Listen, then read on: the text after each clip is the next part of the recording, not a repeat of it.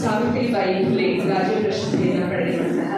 Shrimati Netravati madam ಅವರು ಸುಬೇಗೌಡ ಅಕ್ಕಯ್ಯಮ್ಮ ದಂಪತಿಗಳಿಗೆ 20/7/1970 ಹೊಳೆನರಸೀಪುರ ತಾಲೂಕು ಗಂಗೂರ್ ನದಿ ಜನಿಸ್ತಾರೆ. ಶ್ರೀಮತಿ ನೇತ್ರಾವತಿ ಮೇಡಮ್ ಅವರು ಪ್ರಾಥಮಿಕ ಶಾಲೆಯ ಶಿಕ್ಷಣವನ್ನ ಸಕಲೇಶಪುರದಲ್ಲಿ, ಮಾಧ್ಯಮಿಕ ಶಿಕ್ಷಣವನ್ನ ಜಾವಗಲಲ್ಲಿ, ಪ್ರೌಢಶಾಲೆಯನ್ನ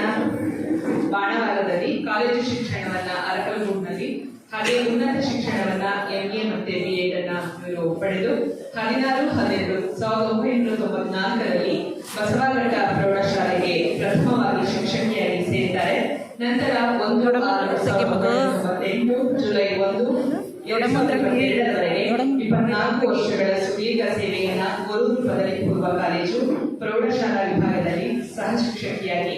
ಪ್ರಭಾರಿ ಮುಖ್ಯ ಶಿಕ್ಷಕಿಯಾಗಿ ಸೇವೆ ಸಲ್ಲಿಸಿದ್ದು, ಮುಖ್ಯ ಶಿಕ್ಷಕರ ಹುದ್ದೆಗೆ ಮುಂಬಡ್ತಿ ಹೊಂದಿ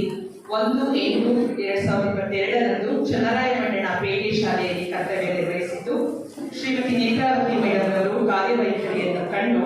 ಅವರು ಸೇವಾವಧಿಯಲ್ಲಿ ಮಾಡುತ್ತಿರುವ ಗಣನೀಯ ಸೇವೆಯನ್ನ ಪರಿಗಣಿಸಿ ಹಾಸನ ಜಿಲ್ಲಾ ಬರಹಗಾರರ ಸಂಘ ಹಾಸನ ಈ ದಿನ ಇವರಿಗೆ ಸಾವಿತ್ರಿಬಾಯಿ ಫುಲೆ ಪ್ರಶಸ್ತಿಯನ್ನು ನೀಡಿ ಗೌರವಿಸಲಾಗುತ್ತಿದೆ.